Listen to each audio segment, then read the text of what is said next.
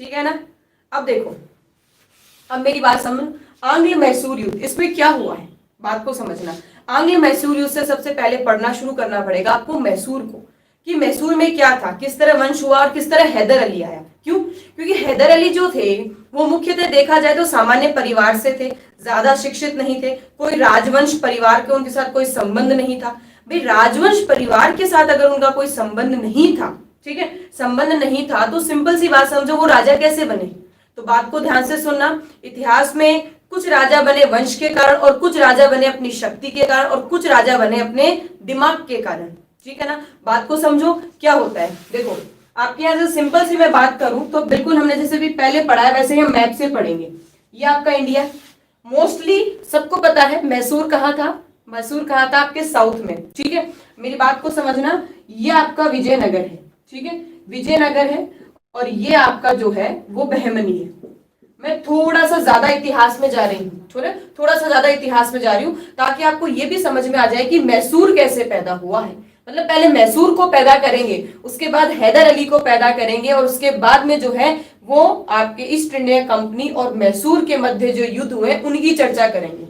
मैंने पहले कहा ना, स्टोरी समझ लो, सिस्टमेटिक तरीके से समझ लो, याद हो जाएगा। मेरे साथ रहोगे तो हिस्ट्री को मैं एकदम आसान तरीके से समझा दूंगी, कोई डाउट नहीं रहेगा, कोई समस्या नहीं रहेगी अगर मेरे साथ जुड़े हो, और फैक्ट्स भी मैं अच्छे लेवल के आपको दे रही हूँ, टेंशन फ्री रहो। अब देखो विजयनगर बहमनी हुआ क्या, विजयनगर पर विजय बहमनी ने आक्रमण किया, और विजयनगर जो है, ठीक है ना, विजयनगर, बात समझना, विजयनगर पर युद्ध हुआ, और युद्ध का नाम अगर आप सबने सुना हो तो तालीकोटी, एक ऐतिहासिक युद्ध है। ठीक है, तालीकोटा का युद्ध, या फिर इसे एक और नाम से आप जानते होंगे, राक्षी तांगड़ी का युद्ध। ठीक है, बस सिंपल सी रफली बात करेंगे, ज्यादा डिटेल में नहीं जाना है इसको। क्या हुआ, बहमनी ने आक्रमण किया, युद्ध हुआ बहमनी और विजयनगर के बीच में। ठीक है ना, बहमनी और विजयनगर के बीच में युद्ध हुआ, और उस युद्ध में तालीकोटा, उस युद्ध को क्या कहा गया, तालीकोटा का युद्ध, या फिर राक्षसी तांगड़ी युद्ध। कुछ नहीं था, ये दो गांव थे, ये दोनों गांव थे, इसके बीच में जो क्षेत्र पड़ता था ना, युद्ध वहां हुआ था। तो राक्षी करके एक गांव था, ठीक है, और तांगड़ी करके एक गांव था। बात समझ गए, राक्षी तांगड़ी करके युद्ध हुआ, युद्ध में विजयनगर हार गया। अब देखो जब विजयनगर हार गया तो विजयनगर के हारने के बाद में नए नए क्षेत्रों में नए नए राजाओं का उदय हुआ, नए नए राज्य बने। बात को ध्यान से सुनना, विजयनगर हार गया, वहां का राजा हार गया, ठीक है, वहां का राजा हार गया, और विजयनगर आजाद, एक तरह से विजयनगर क्या हुआ, आजाद हुआ। आजाद होने पर क्या हुआ, विजयनगर में अलग अलग क्षेत्रों में, ध्यान से सुनना, विजयनगर में अलग अलग क्षेत्रों में अलग अलग राज्य और अलग अलग राजाओं का उदय हुआ। उन्हीं राजाओं के उदय में, बात को ध्यान से सुनना, मैसूर जो था ना, मैसूर, अभी तुम्हें डायग्राम के फॉर्म में समझाऊंगी मैसूर कैसे क्या था, क्योंकि जितना तुम डायग्राम के फॉर्म में समझ लोगे ना उतना तुम लोगों को सबसे ज्यादा बेनिफिट होगा। अब हुआ क्या, मैसूर, अब मैसूर में जो वंश या मैसूर की स्थापना कह सकते हैं, मैसूर में, मैसूर बनने के बाद में जिस वंश ने उस पर काम किया वो कौन सा वंश था, वांडेयार वंश। कौन सा वंश था, वांडेयार वंश। वांडेयार वंश ने काफी समय से काम किया, और काफी समय काम करते करते करते करते अगर देखा जाए तो सबसे अंतिम शासक आता है, ध्यान से सुनना, इसका सबसे अंतिम शासक आता है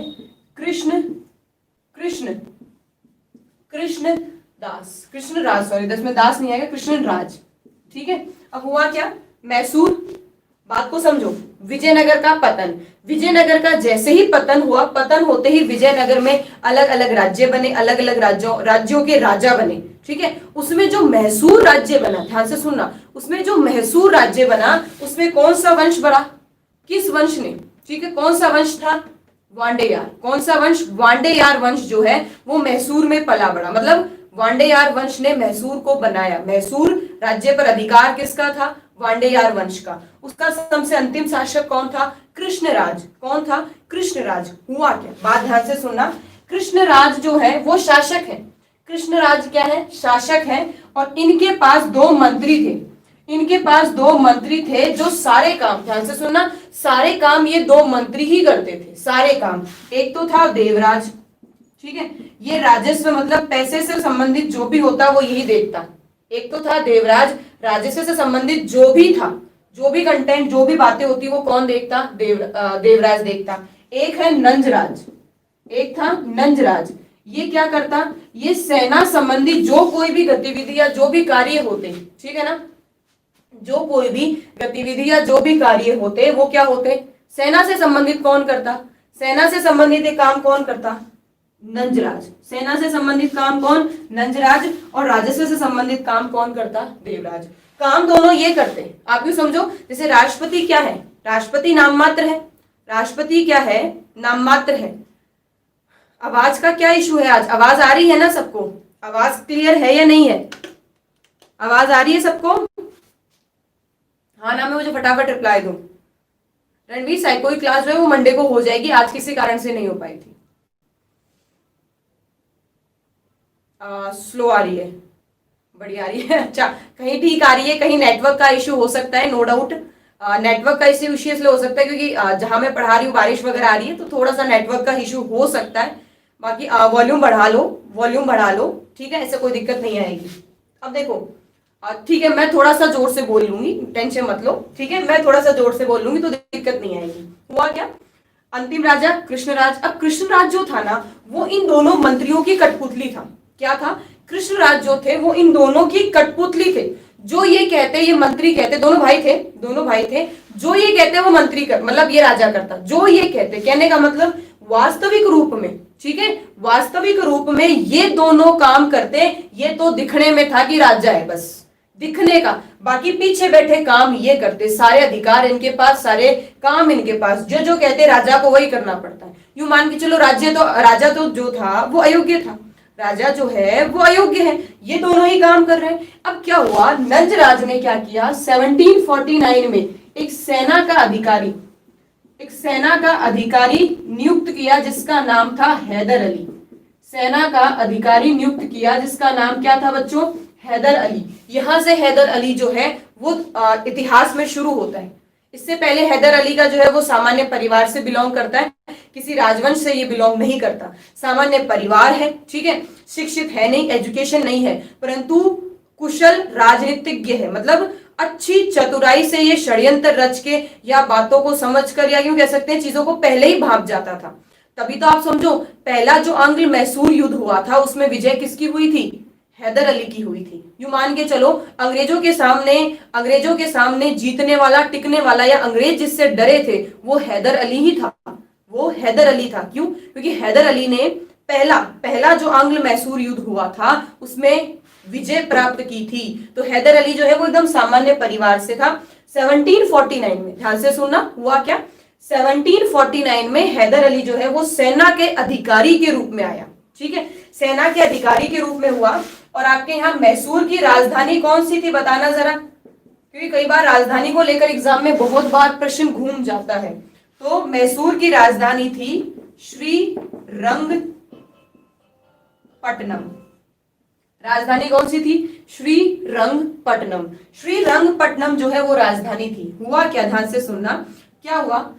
अब मैसूर था, ठीक है, और मैसूर को लगा कि अब देखो धीरे धीरे से बंगाल है, बात को समझना, 1749 है, हमने कल परसों पढ़ा था ना, बंगाल के ऊपर कैसे धीरे धीरे धीरे धीरे धीरे जो है वो अंग्रेजों ने अपना कब्जा कर लिया। क्या किया? अंग्रेजों ने अपना कब्जा कर लिया। तो मैसूर को लगा कि कहीं हम पर भी आक्रमण ना हो जाए, और मैसूर के ऊपर क्या कर रहे थे? मराठों के आक्रमण हो ही रहे थे, ठीक है, मराठों के आक्रमण हो ही रहे थे। तो इन्होंने क्या किया? लगभग 1755 में डिंगडिगुल, ठीक है, में आधुनिक शस्त्रागार की स्थापना करी है। आधुनिक शस्त्रागार की स्थापना करी। कहां करी? डिंगडिगुल में, और 1755 में। ये बात आपको ध्यान से सुननी है। अब मेरी बात को गौर करो, ठीक है, थोड़ा सा इसको ब्रीफ करो। हुआ क्या है अभी मैं अपन समझ लेते हैं। विजयनगर जो है वो तालीकोटा के युद्ध में हार गया। हारने के बाद में विजयनगर जो है वो अलग अलग हिस्सों में बट गया। उन्हीं अलग अलग हिस्सों में जो बटा है उसी हिस्से को मैं भी अच्छे से डिटेल में समझा देती हूँ। तालीकोटा से विजयनगर बट गया। विजयनगर बटने से मैसूर अलग निकला। क्या हुआ? मैसूर अलग निकला। और मैसूर अलग निकलने पर मैसूर पर कौन सा वंश था? मैसूर में वंश किसका था, राज किसका था, वांडेयार का। किसका याद था, वांडेयार का। ठीक है, वांडेयार का उस पर क्या था, अधिकार था। वांडेयार वंश जो है वो मैसूर पर राज कर रहा था। सबसे अंतिम शासक आ जाता है कृष्णराज। सबसे अंतिम शासक कौन, कृष्णराज। कृष्णराज के पास में दो मंत्री जो सारे काम वही करते थे। कृष्णराज के पास में दो मंत्री, सारे काम वही मंत्री करते थे। कृष्णराज तो केवल नाम मात्र का राजा था। ठीक है, देवराज राजस्व संबंधी काम करता और नंजराज जो है वो सेना संबंधी काम करता। वो क्या करता, सेना संबंधी काम करता। अब बात समझना, 1749 में हैदर अली जो सामान्य परिवार से है वो सेना अधिकारी के पद पर नियुक्त किया जाता है। ठीक है, सेना के अधिकारी के पद पर हैदर अली आते हैं 1749 में। यहां से हैदर अली का जो है वो नाम आना शुरू हो जाता है। हैदर अली जो है इतिहास में प्रवेश कर जाते हैं। अब समझो, हैदर अली जो है, बात समझना, यही मैसूर की राजधानी है श्रीरंगपट्टनम। ठीक है, श्रीरंगपट्टनम का नाम लेते समझ जाना मैसूर की राजधानी की बात हो रही है।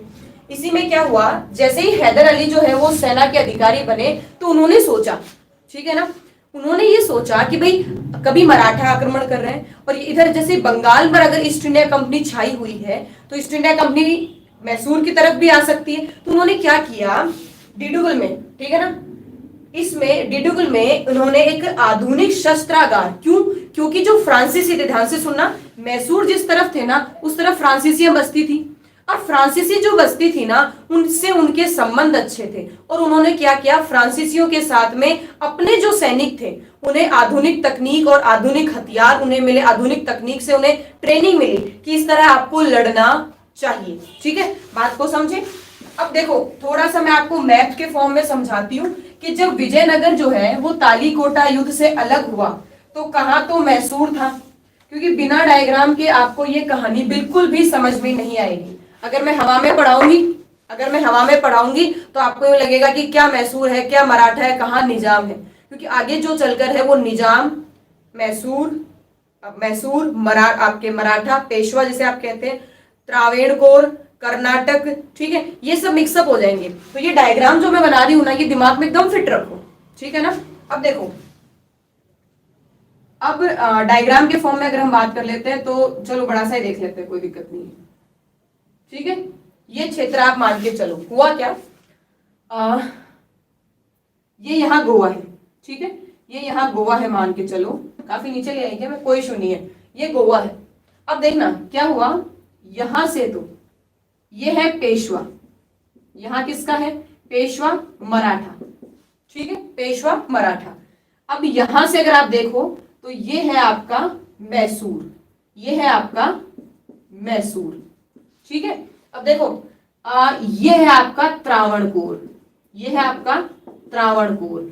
अब कर्नाटक आज इस तरफ है ना, आज इस तरफ है कर्नाटक, पहले ये कर्नाटक ये था, ठीक है, ये जो क्षेत्र है ना ये दिख रहा है, ये कर्नाटक था। और इसी कर्नाटक क्षेत्र में यहां तो मद्रास, जो आपके अंग्रेजों का एक फोर्ट था ना, सेंट जॉर्ज फोर्ट, मैंने बताया था, ये यही है। इधर आपके पांडिचेरी है, ये आपकी पांडिचेरी है, ठीक है, मतलब ये कर्नाटक में यूं मान के चलो, मेन इसमें ये किसको क्या कहा जाता है, कर्नाटक। और ये जो क्षेत्र था ना, ध्यान रखना, ये जो क्षेत्र था ना, ये क्षेत्र मुख्यतः अगर देखा जाए तो ये निजाम के पास था। ये किसका क्षेत्र था, निजाम का क्षेत्र था। और मैंने ये क्षेत्र अलग निकाला है ना, इसको कहा जाता है उत्तरी सरकार, इसको क्या कहा जाता है, उत्तरी सरकार। बात समझे, ठीक है, डन। ये समझ में आया डायग्राम, ये बताओ मुझे, ये डायग्राम यहाँ समझ में आ गया। मैं क्या समझा रही हूँ आपको, उस वक्त जब हमारा जो भारत था, ठीक है, उस वक्त जो हमारा भारत था वो किस हिस्से में बटा हुआ था, क्या क्या था। तो ये इधर आपके पेशवा रहे, ठीक है, ये आपके इधर पेशवा रहे, पेशवा मराठा, इधर ये निजाम, और इस, अच्छा अगली बात देखो, ये इधर जो है ना वो आपकी ईस्ट इंडिया कंपनी है। फिर अगर आप ऊपर चलते हो BEIC, ठीक है, ये यहाँ क्या हो गया, अंग्रेज है, इससे ऊपर अंग्रेज है, यहाँ निजाम है, ये उत्तरी सरकार, हालांकि निजाम के हाथ में ही है, पर मैंने उत्तरी सरकार अलग से इसलिए बना दिया क्योंकि निजाम क्या करता है, उत्तरी सरकार अंग्रेजों को दे देता है, किस चक्कर में, कि भाई बंगाल पर अधिकार कर लिया, कल को मेरे से भी युद्ध करेंगे, इससे बढ़िया इनको कुछ क्षेत्र दे दो ताकि ये लड़े नहीं, ठीक है। ये निजाम, उत्तरी सरकार, ये कर्नाटक है, कंफ्यूज मत होना, ठीक है, ये कर्नाटक है। अगर कंफ्यूजन ज्यादा होता है तो मैं इसको मिटा देती हूँ, डायग्राम थोड़ा सा ज्यादा क्लियर हो जाएगा आप लोगों को। बस ध्यान रख लेना, मैंने आपको पहले वाले डायग्राम्स में भी अच्छे से समझाया है, ठीक है ना। कर्नाटक हो गया, ये त्रावणकोर हो गया, ये मैसूर हो गया, ये आपका गोवा, मैंने बता दिया, थोड़ा सा इंडिकेशन आ जाता है, ठीक है। गोवा है और यहां से ये आपका गोवा से ही लगभग उनका शुरू होता है पेशवा और मराठों का। अब ध्यान रखना, ये इधर आपका आ जाता है मालाबार, ये इधर आ जाता है मालाबार, ठीक है। मालाबार जिसे आप माहे बंदरगाह है, पॉइंट यहां से क्लियर हो गया। मालाबार तट माहे बंदरगाह है, पॉइंट यहां से क्लियर हो गया। कर्नाटक को लेकर कंफ्यूज मत होना बच्चों, कर्नाटक आज जो है वो इधर है, ठीक है। वो कर्नाटक इस तरफ है, पहले वो इस तरफ था, पहले इस तरफ था, कहीं इस डायग्राम में कोई गलती नहीं है। बच्चे अगर जो बाद में जुड़ेंगे वो सोचेंगे मैडम गलत लिख दिया आपने कर्नाटक, इधर ने थोड़ी ना है कर्नाटक, ठीक है। तो कर्नाटक उस वक्त इधर ही था, कर्नाटक जो है वो उस वक्त इधर ही था, इधर मैसूर था, ये पेशवा है, निजाम है, उत्तरी सरकार है। पॉइंट यहां से क्लियर हो गया, ठीक है ना। अब देखो होता क्या है, अब हुआ क्या। सबसे पहली बात आपने ये पढ़ी कि 1749 में हैदर अली जो है, ठीक है, हैदर अली जो है, क्योंकि हम हैदर अली से ही शुरू करेंगे, ठीक है। हैदर अली जो है वो बने सेना अधिकारी। अब हुआ क्या, हैदर अली 1755 में उन्होंने आधुनिक शस्त्रागार बनाया, ठीक है, आधुनिक शस्त्रागार बनाया। अब हुआ क्या, ध्यान से सुनना, 1758 में हुआ, ध्यान से सुनना, ये ध्यान से सुनना, जो मैसूर था, इस मैसूर पर लगातार ये पेशवा, ये जो आपके मराठा है, ये आक्रमण करते, किसके लिए, पैसों के लिए, ठीक है, पैसों के लिए आक्रमण करते, लूट ले जाते, आक्रमण करते, लूट ले जाते। तो इन्होंने तय कर लिया कि हम भाई तुम्हें टैक्स ही दे देंगे, क्यों लूटते हो, क्यों आते हो, क्यों लड़ते हो, पैसा ही तो चाहिए ना, हम ठीक है दे देंगे आपको। अब मैसूर क्या होता, टैक्स देता इसको मराठाओं को, पेशवाओं को, और टैक्स देता इधर मुगलों को, ठीक है, ये टैक्स देता। अब होता क्या, आपके यहाँ मराठा आते आक्रमण करते, मराठा आते आक्रमण करते, इससे क्या हुआ, 1758 में हैदर अली जो है वो राजधानी पहुंचते हैं मैसूर की राजधानी में जाते हैं श्रीरंगपट्टनम में, और जाकर जो दो मंत्री होते हैं ना, क्योंकि देखो सबको पता होता है कि काम कौन कर रहा है, भाई हमें ये पता है आपके यहाँ जो भी काम हुए कर कौन रहा है, करता कौन है, प्रधानमंत्री कर रहे हैं ना। तो वैसे ही जो हैदर अली हैं ये पहुंचे उन देवराज और नंजराज के पास कि भाई तुम क्या कर रहे हो, लगातार जो मराठा है वो मैसूर को खाली कर रहे हैं, बर्बाद कर रहे हैं, तुम बैठे हो। तो उन्होंने कहा कि हम क्या कर सकते हैं, हम तो लड़ के हार गए। तो हैदर अली ने कहा तुम लड़ के हार गए तो एक काम करो, तुम्हारे बस का नहीं है, तुम लो संन्यास। अब ये बात उन दोनों मंत्रियों के दिमाग में जच गई कि भाई हम तो लेंगे संन्यास, ठीक है। उन्होंने तो लिया संन्यास, और उसी के साथ में राजा को हटाकर ध्यान से सुनना, 1761 में राजा को हटाकर 1761 में हैदर अली खां जो है वो मैसूर के बन जाते हैं राजा। अब मैसूर का राजा 1761 में, मैसूर का राजा कौन, हैदर अली। बात को समझ गए, मैसूर का राजा कौन बन गया, हैदर अली बन गया 1761 में। अब 1761 में मैसूर का राजा कौन बना, हैदर अली बना। अब मेरी बात को थोड़ा गौर से सुनना, क्या हो रहा है। अब जब मैसूर में ये सारी चीजें चल रही है ना, गतिविधि, इधर क्या होता है, पानीपत का तीसरा युद्ध कब हुआ बताओ। चलो पानीपत के युद्ध को छोड़ो, बात को पहले समझो। ईस्ट इंडिया कंपनी ने बंगाल और आपके अवध पर अधिकार कर रखा है ना, ठीक है। ये इधर बंगाल को इन्होंने पैक कर लिया, बंगाल पैक हो गया, धीरे धीरे अवध भी पैक हो जाता है, ठीक है।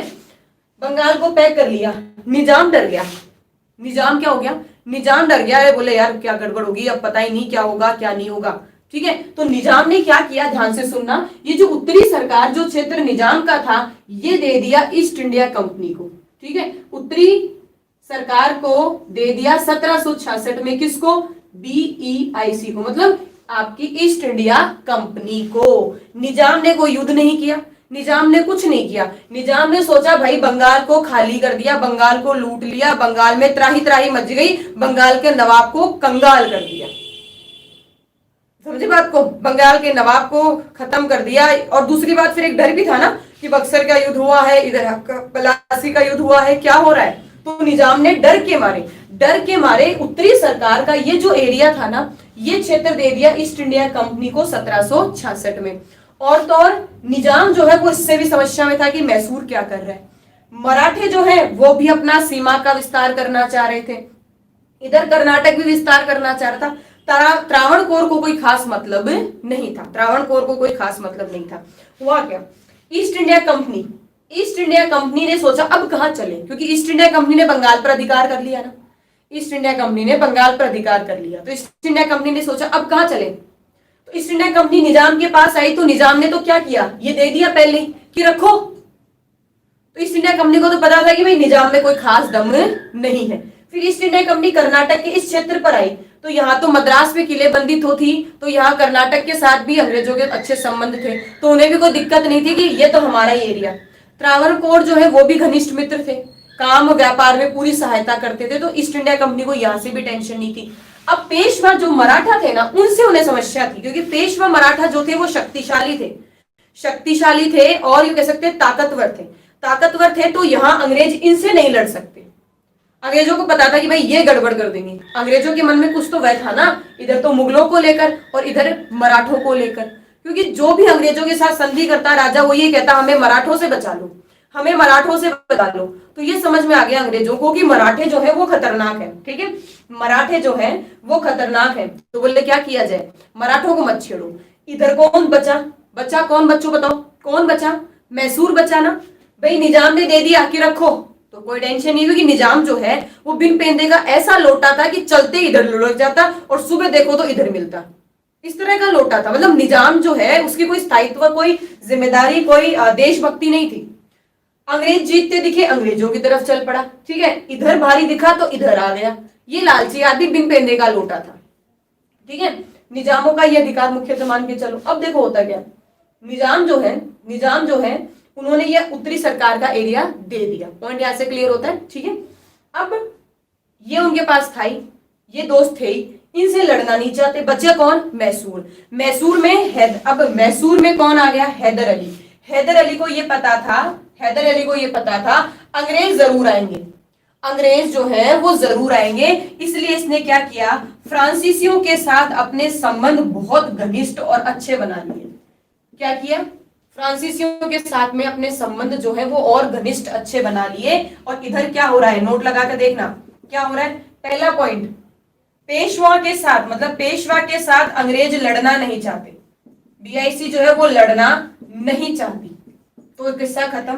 दूसरा, निजाम ने क्या किया, निजाम जो क्षेत्र है, इस क्षेत्र का नाम है निजाम, ठीक है, ये क्या है, क्षेत्र का नाम है। तो ये जो निजाम क्षेत्र था, इस निजाम क्षेत्र के जो नवाब थे उन्होंने क्या किया, उत्तरी सरकार को दे दिया, उत्तरी सरकार को लगभग 1766 में दे दिया अंग्रेजों को, तो अंग्रेज वैसे खुश हो गए, कोई दिक्कत नहीं है।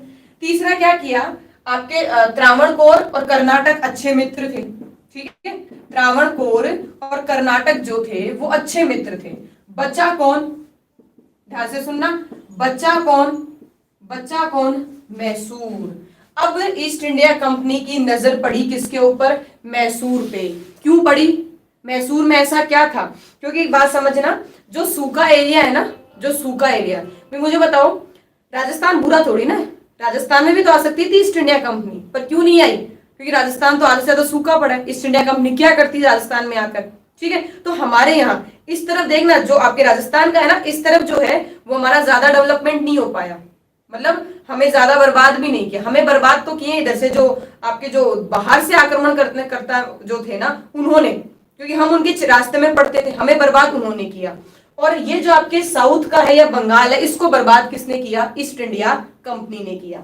मैसूर मिला उन्हें कि चलो भाई अब मैसूर पर अपना आजमाते हैं। क्यों आजमाते हैं, अभी कारण बताऊंगी कि मैसूर क्यों चाहिए। उससे पहले मैसूर के अंदर जो हैदर अली राजा थे, उन्हें ये पता था, ध्यान से सुनना, उन्हें ये पता था कि अंग्रेज जो है वो आज नहीं तो कल हमारे पास जरूर आएंगे। तो हैदर अली के सामने फिलहाल तो दो समस्याएं थी, एक तो था मुगलों को टैक्स देना और एक था मराठों को टैक्स देना। समस्या क्या थी, मुगलों को टैक्स देना और मराठों को टैक्स देना। ये जो टैक्स थे ना, ये सबसे बड़ी समस्या थी। क्यों, क्योंकि जो मैसूर है वो लगातार मराठे आक्रमण करते, ठीक है, बड़ी मुश्किल से संधि करके उन्होंने कहा कि हम तुम्हें टैक्स दे देंगे, ये शांति रखे, ठीक है। अब मैसूर का ज्यादा विकास नहीं हुआ, क्योंकि योग्य राजा भी तो नहीं था, तो बोले क्या किया जाए, तो बोले करना क्या है,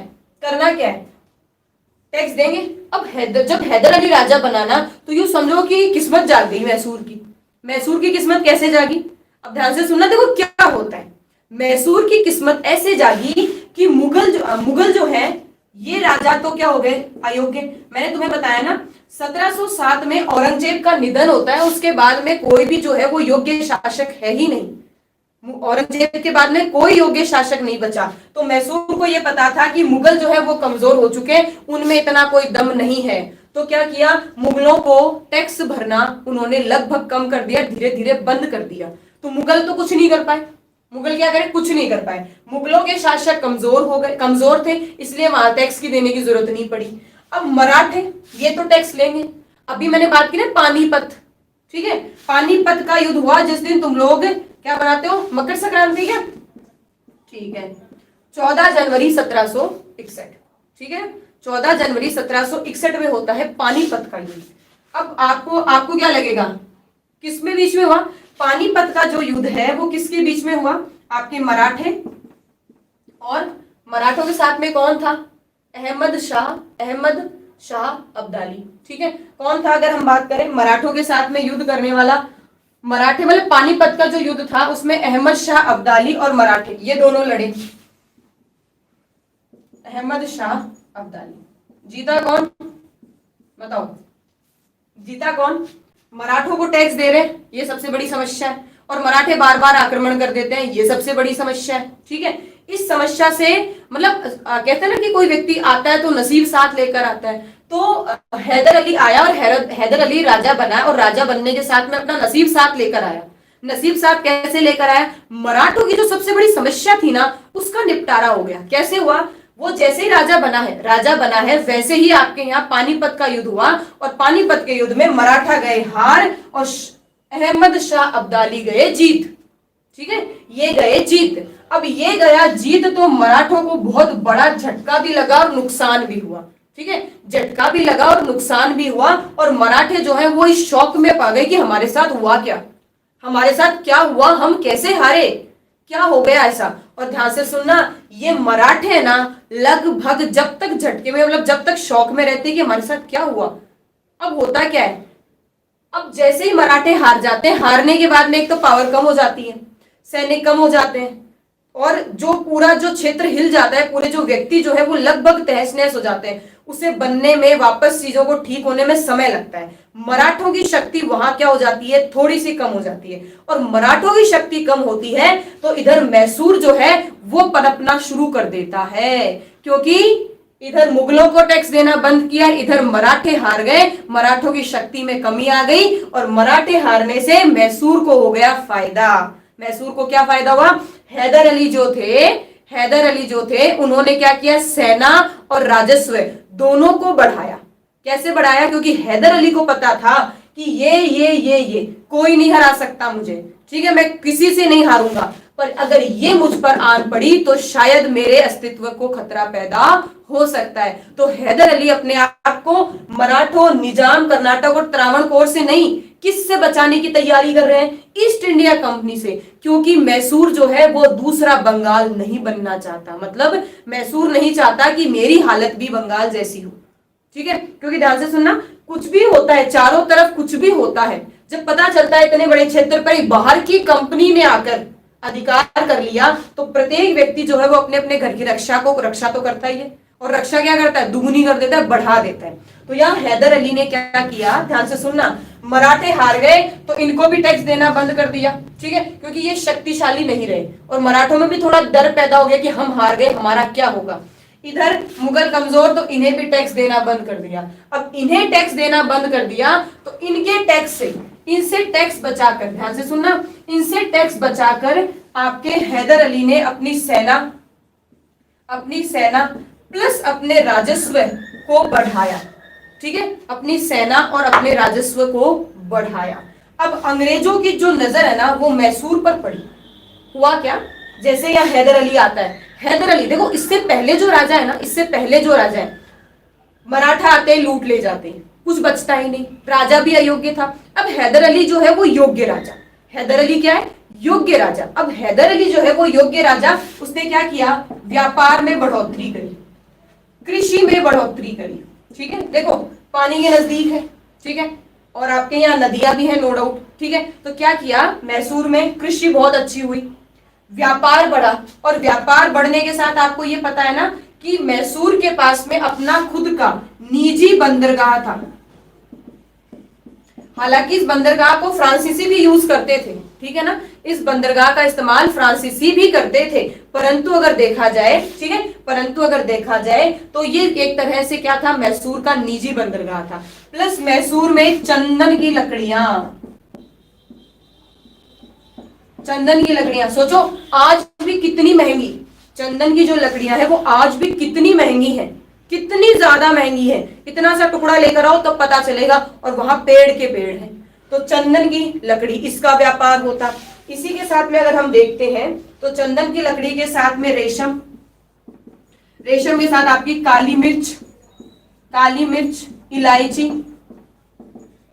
ये सब भंडार थे। मतलब इन सब के कारण, ध्यान से सुनना, इन सब चीजों के कारण ईस्ट इंडिया कंपनी की नजर पड़ी किसके पास, मैसूर पर। किस पर पड़ी, मैसूर पर, कि अगर मैसूर जो है, ठीक है ना, मैसूर जो है अगर हमारे हाथ लग जाए तो एक तो इसका बंदरगाह मिल जाए, हमें बंदरगाह मिल जाए जो अच्छे से तैयार है, और ऊपर से क्या हो, चंदन की लकड़ियां हैं, काली मिर्च है, रेशम है, इलायची है, इस सब के व्यापार पर भी हमारा अंग्रेजों का अधिकार हो जाएगा। इन सब चीजों के कारण मैसूर के ऊपर नजर पड़ी किसकी, अंग्रेजों की। बात समझ गए, बात क्लियर हुई। अब देखो होता क्या है, बात को समझना। हैदर अली जो है, सिंपल से देखो, हैदर अली जो है उसने खुद को तैयार कर लिया। हैदर अली ने क्या किया, खुद को तैयार कर लिया, सेना तैयार, राजस्व तैयार, ठीक है।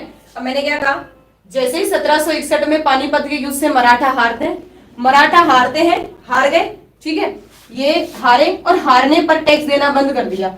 अब मराठे जो है वो थोड़े दिन बाद सचेत हुए, अरे बोले ये क्या हो रहा है, मैसूर से टैक्स कहाँ आ रहा है, बोले मैसूर से तो टैक्स आ ही नहीं रहा। अरे बोले क्यों नहीं आ रहा, बोले नहीं दे रहे, बोले क्यों नहीं दे रहे, बोले मना कर रहे हैं, बोले क्यों मना कर रहे हैं, बोले पता नहीं। मतलब हुआ क्या, ये 61 में हारे, 1761 में हारे, और हारने के बाद में मैसूर ने टैक्स देना बंद कर दिया। अब मैसूर ने टैक्स देना बंद कर दिया तो ये मराठा आते हैं, ठीक है, मराठा आते हैं 1766 में। 1766 में मैसूर के राजा प्लस मतलब हैदर अली जो है, ध्यान से सुनना, हैदर अली, ठीक है, हैदर अली प्लस इन्हीं के साथ में है आपके मैसूर, हैदर अली, और इसी के साथ में जो वर्सेस लिख सकते हैं, वर्सेस युद्ध हुआ किसके बीच में, मराठा के बीच में। मराठा आए आक्रमण करने मैसूर पे कि भाई तुम टैक्स क्यों नहीं दे रहे हो, तो कहा कि सोचते हैं देखते हैं। यहाँ हैदर अली बात को समझ गए, बोले कुछ तो गड़बड़ हो रही है। क्यों, क्योंकि हैदर अली जब मराठाओं के साथ युद्ध में व्यस्त थे, युद्ध में व्यस्त थे, तो इधर से ईस्ट इंडिया कंपनी ने निजाम के जो राजा थे, निजाम के जो राजा थे उसको कहा कि भाई मराठा लड़ रहे, काम करो तुम भी चले जाओ। क्या किया, ईस्ट इंडिया कंपनी ने निजाम के जो नवाब है उसको भड़काया, उसको उकसाया। अरे बोले इधर जाके लड़ ले, तो बोले मैं क्यों लड़ूं, अरे बोले लड़ेगा तो तेरा क्षेत्र विस्तार होगा, तेरा व्यापार बढ़ेगा। बोले हाँ बात तो सही है। तो ध्यान से सुनना, ये दोनों तो लड़ ही रहे हैं, इसके साथ में तीसरा और आदमी आ गया, ठीक है, मैसूर के साथ में फिर एक और लड़ाई करने वाला आ गया, निजाम, निजाम का नवाब। अब आपके हैदर अली जो है वो समझ गए कि भाई भाई लड़ने से कोई फायदा नहीं है, चुपचाप मैसूर में हैदर अली ने क्या कहा मराठों को, ध्यान से सुना क्या कहा, 1766 के आसपास की बात है ये, 1766 में इन दोनों के बीच में युद्ध हुआ। इन दोनों को लड़ते हुए देखकर, इन दोनों को लड़ते हुए देखकर, इन दोनों को ध्यान से सुनना, लड़ते हुए देखकर ईस्ट इंडिया कंपनी ने निजाम को भी भेज दिया। अब ये भी लड़े और ये भी आ गए, बोले अब आ जाओ। अब हैदर अली बोले ये तो गड़बड़ हो गई, तो हैदर अली ने क्या किया है, मराठों को तो 35 लाख रुपए देकर भेज दिया, बोले जाओ जी। क्यों, क्योंकि आपके यहाँ मराठा जो है वो किसी पर अधिकार करते ना, किसी क्षेत्र पर आक्रमण करते, तो ऐसा नहीं कि वहां उनको शासन करना होता ना, मराठों को शासन करने से मतलब नहीं है, मराठों को किससे मतलब है, पैसे से मतलब है, पैसा दे दो हमें तो, ठीक है। तो यहाँ हैदर अली ने कहा कि भाई मराठा आप मुझसे लड़ रहे हो, आप क्या कर रहे हो, मुझसे लड़ रहे हो, लड़ने से क्या फायदा है, लड़कर भी तो आप वैसे पैसे ही लेकर जाओगे ना, पैसे लेकर जाओगे, तो एक काम करो आप ऐसे ले लो, 35 लाख रुपए दे दिए, बोला जाओ जी, मराठों को वापस भेज दिया, ठीक है, 35 लाख रुपए देकर मराठों को वापस भेज दिया, बोले जाओ। मराठे चले गए। अब इधर निजाम सोचा भाई अरे यार गड़बड़ हो गई, हैदर अली ने तो मराठों को फ्री कर दिया। मैं सोचा अगर हैदर अली से हम दोनों लड़ेंगे, अगर हम दोनों लड़ेंगे तो बात ठीक हो जाएगी, ठीक है ना।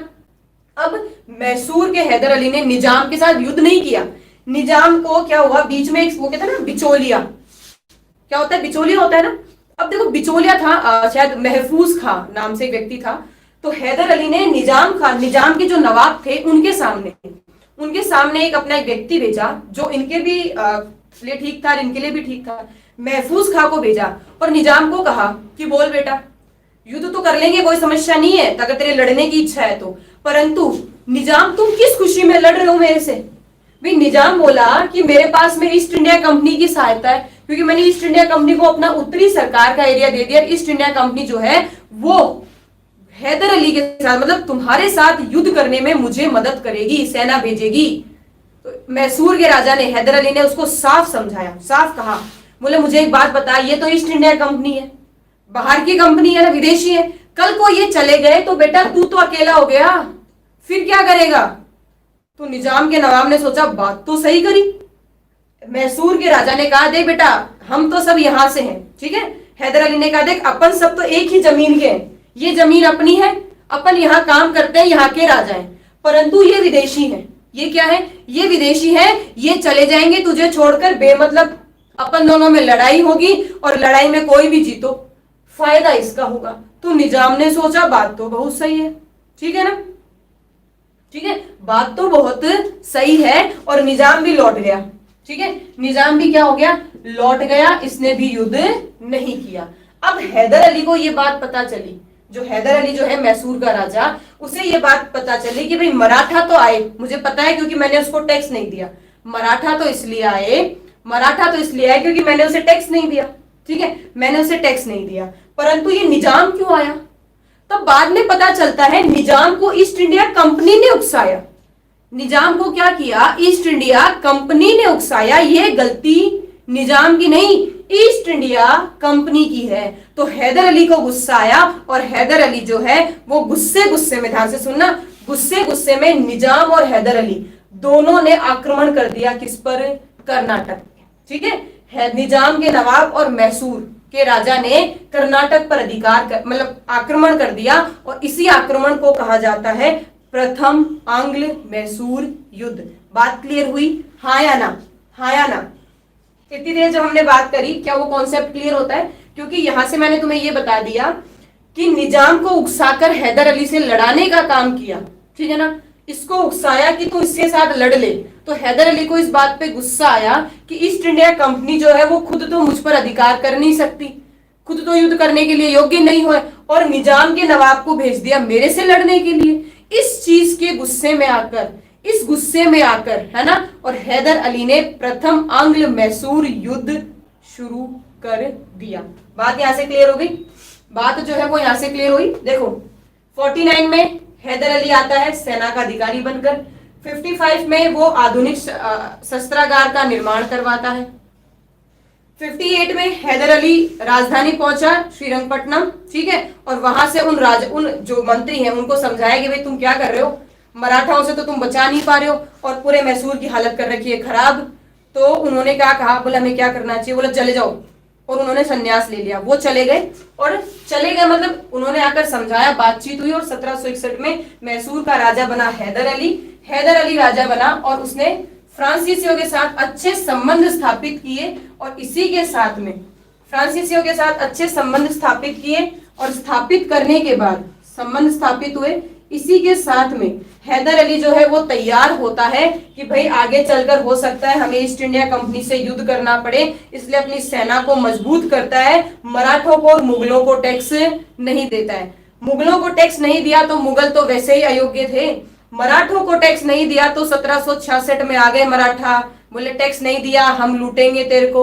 तो हैदर अली ने कहा एक काम करो जी, 35 लाख 35 लाख रुपए दिए और बोले जाओ। मराठा तो पैसे लेकर चले गए, ठीक है, पैसे लेकर चले गए। निजाम को जबरदस्ती ईस्ट इंडिया कंपनी ने भड़काकर क्या किया, उकसाकर भेज दिया कि तू लड़। हैदर अली ने कहा भाई तू क्या लेने आया, तो निजाम के जो नवाब थे उन्होंने कहा भाई लड़ने आया था मैं फिर बोले थे लड़ाई से कोई फर्क नहीं पड़ेगा, ईस्ट इंडिया कंपनी ये तो कल को चली जाएगी, क्योंकि निजाम का जो नवाब था वो इस चक्कर में खुश था कि मेरे साथ ईस्ट इंडिया कंपनी है, और मैसूर ने कहा कि ये ईस्ट इंडिया कंपनी तो आज है कल चली जाएगी, तब क्या करेगा, क्योंकि इधर भी तो ईस्ट इंडिया कंपनी है, हमारे पास भी तो फ्रांसीसी है, ये चले जाएंगे तो क्या करेगा। बोले बात तो सही है, तो बोले काम कर वापस चला जा जहां है।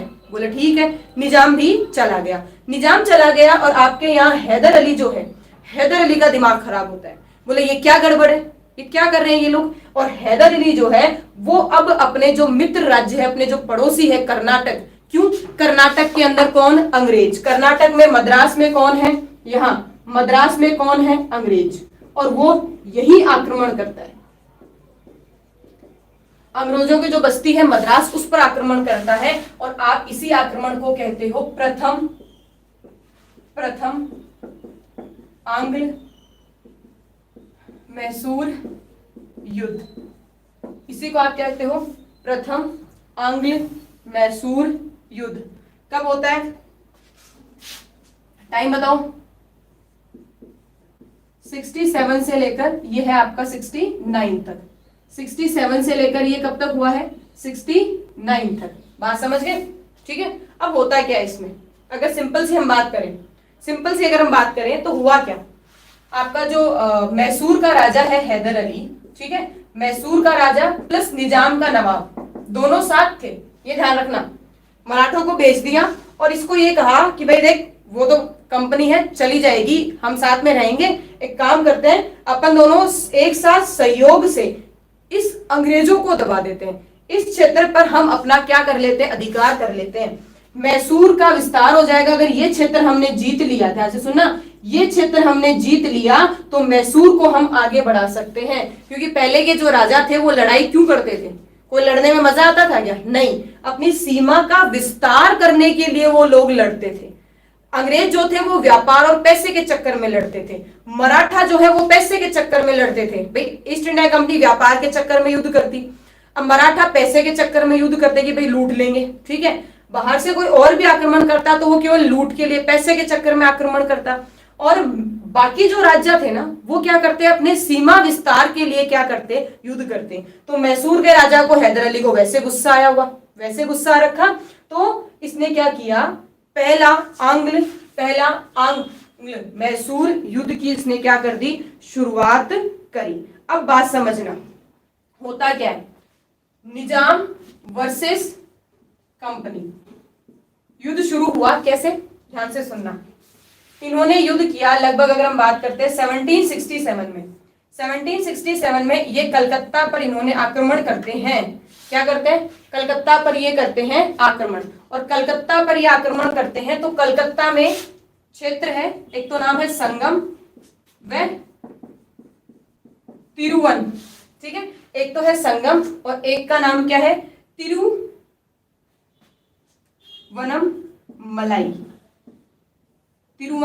मलाई और संगम, ये दो क्षेत्र हैं, और इन दोनों क्षेत्र पर पराजय किसकी होती है, पराजय किसकी होती है, बताओ, पराजय किसकी होती है, हैदर अली की।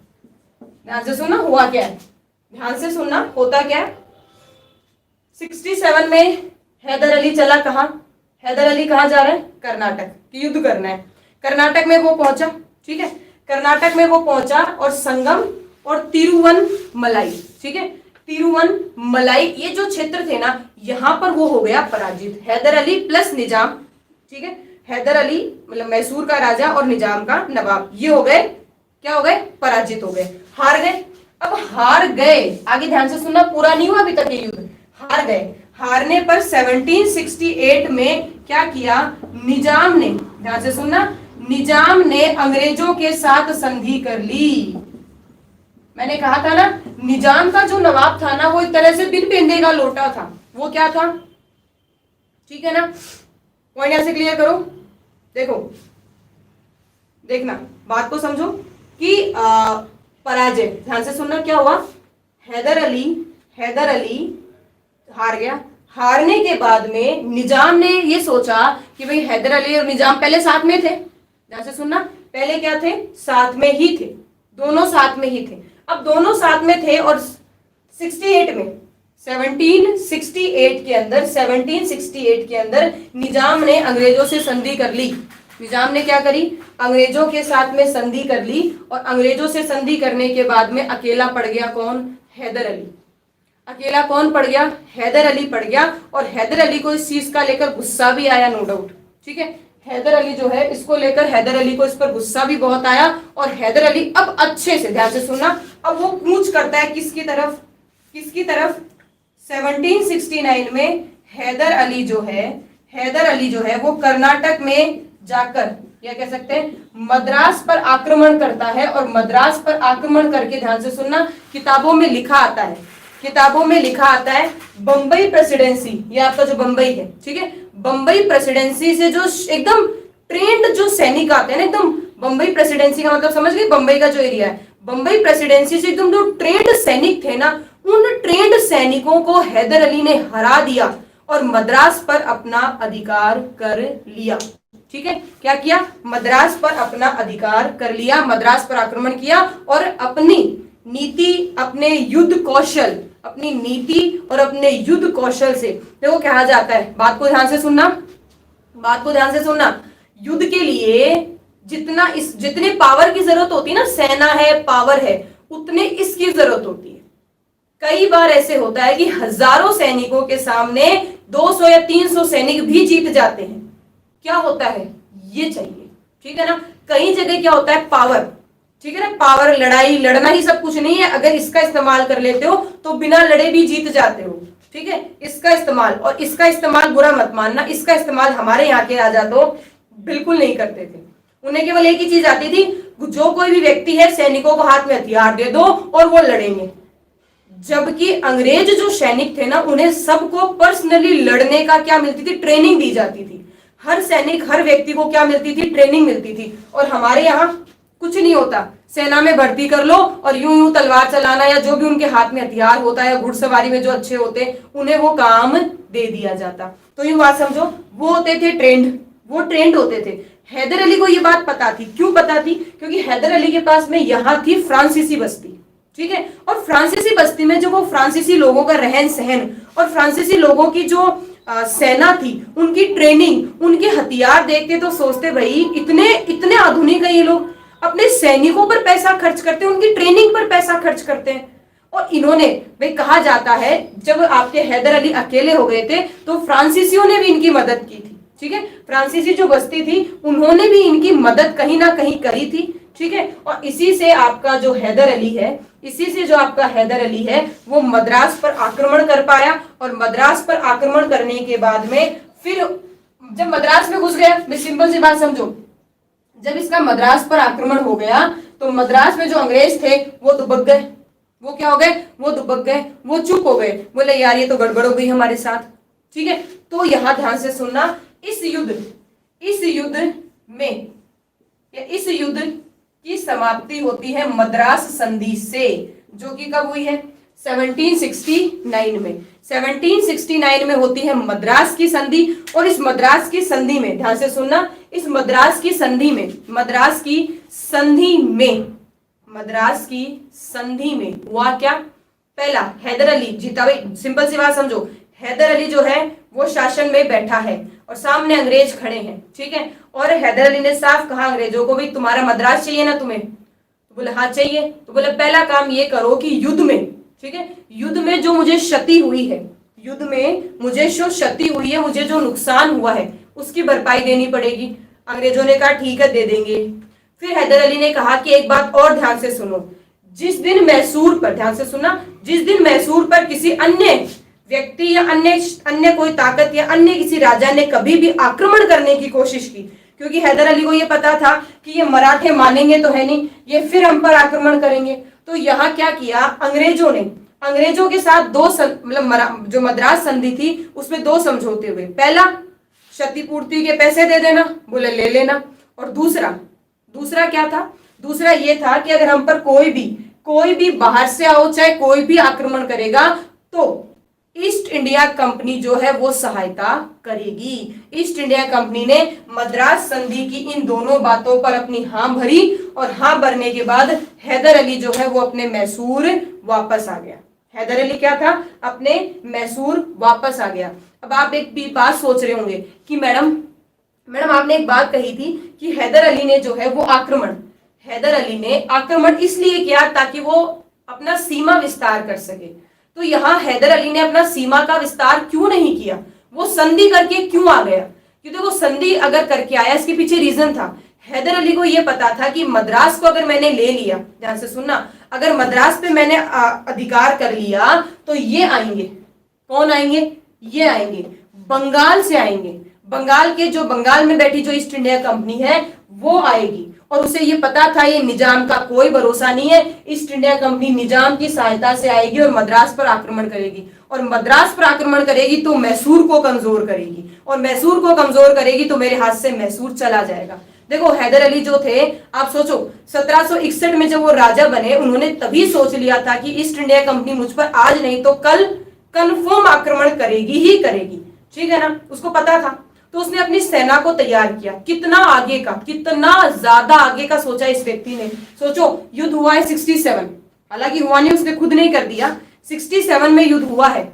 उसने लगभग 4-5 में मान के चलो कि 6 साल पहले सोच लिया था कि ईस्ट इंडिया कंपनी आएगी।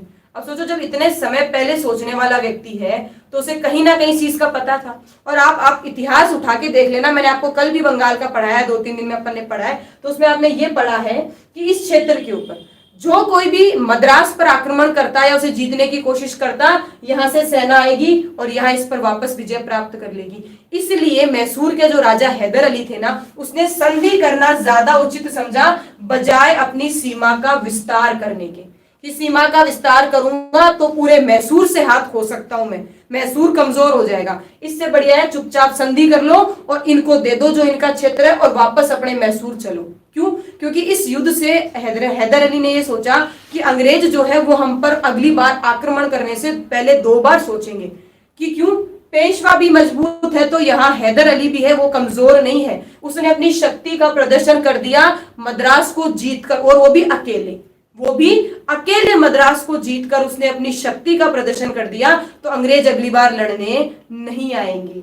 पर बच्चों ऐसा हुआ नहीं। क्यों नहीं हुआ? फिर एक समस्या पैदा हुई।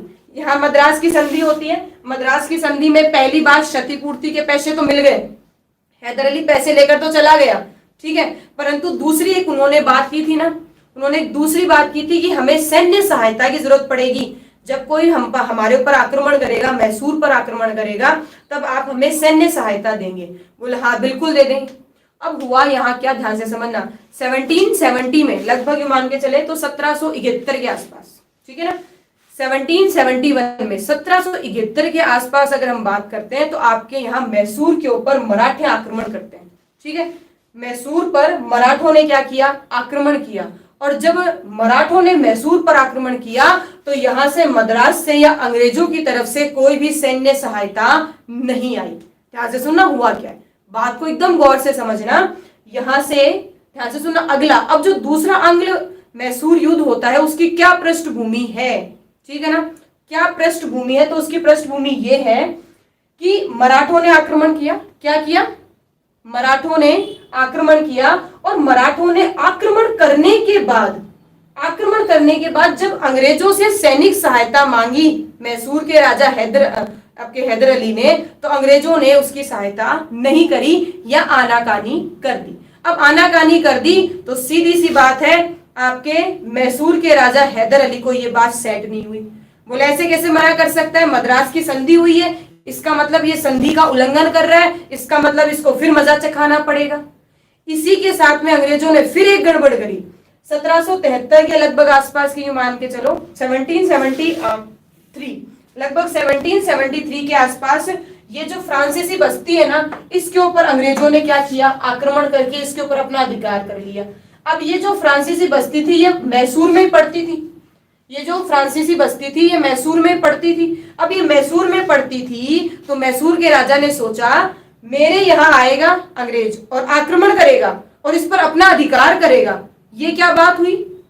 मतलब मेरे अधिकार, मेरे संरक्षण में अगर कोई है तो कम से कम उस पर अधिकार मेरा होना चाहिए। अंग्रेजों का अधिकार कैसे हुआ? उनको ये बात भी पसंद नहीं आई। इस चीज को ध्यान में रखते हुए धीरे धीरे 1780 में 1780 में दूसरा आंग्ल मैसूर युद्ध की पृष्ठभूमि तैयार हो जाती है और 1780 में दूसरा आंग्ल मैसूर युद्ध जो है वो प्रारंभ हो जाता है। बात यहां तक क्लियर हो गई? ठीक है, नो डाउट आज अपन इतना ही पढ़ेंगे। ठीक है, आज इतनी ही पढ़ेंगे। कल जो है आंग्ल मैसूर का दूसरा, तीसरा, चौथा 4 युद्ध हुए। 4 युद्ध हुए, 4 में पहला हमने आज पढ़ लिया, दूसरा, तीसरा, चौथा वो हम कल पढ़ लेंगे। कल अपना जो है वो आंग्ल मैसूर युद्ध, या जो आंग्ल मैसूर जो है, या कह सकते हैं मैसूर पर, एक तरह से मैं एक शब्द में कहूं तो मैसूर पर अंग्रेजों का अधिकार, मैसूर पर अंग्रेजों का जो अधिकार है, या मैसूर पर अंग्रेजों ईस्ट इंडिया कंपनी का कब्जा। ठीक है, कब्जा कब तक हुआ, कैसे हुआ, धीरे धीरे इस चीज को हम पढ़ रहे हैं। ठीक है, तो आज का कंटेंट इतना ही होता है अपना। ठीक है ना? ठीक है, आज का कंटेंट इतना ही होता है। कल हम लोग 3 युद्ध और पढ़ेंगे और इसी के साथ आंग्ल मैसूर युद्ध जो है वो टॉपिक को हम कंप्लीट करेंगे, फिर आगे कंटिन्यू करेंगे क्लास को। यहाँ छोटा सा एक बार रफली देख लो, छोटा सा देख लो। यहाँ हैदर अली राजा बनकर आते हैं, अपनी सेना को तैयार करते हैं। ठीक है, सेना को अच्छे से तैयार करते हैं।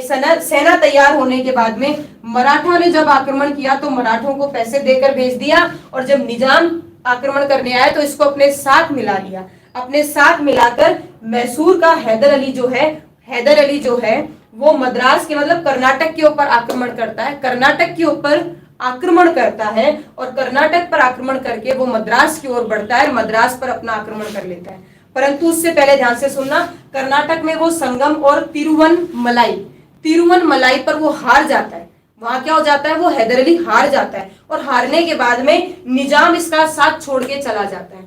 निजाम जो है इसका साथ छोड़ के चला जाता है। हैदर अली को इस बात पर और गुस्सा आता है, और 69 में हैदर अली कर्नाटक पर, मद्रास पे आक्रमण करता है। कर्नाटक में जाकर मद्रास पे आक्रमण करता है और मद्रास को जीत लेता है। और मद्रास को जीतने से अंग्रेज जो है वो हार जाते हैं और अंग्रेजों को मद्रास की संधि करनी पड़ती है। और इस मद्रास की संधि में पहली बात तो होती है क्षतिपूर्ति दी जाए, और दूसरा समझौता है कि जब कभी भी मैसूर पर कोई आक्रमण करेगा, ठीक है ना, जब कभी भी मैसूर पर कोई आक्रमण करेगा तो अंग्रेज जो है वो उसकी सैन्य सहायता करेंगे।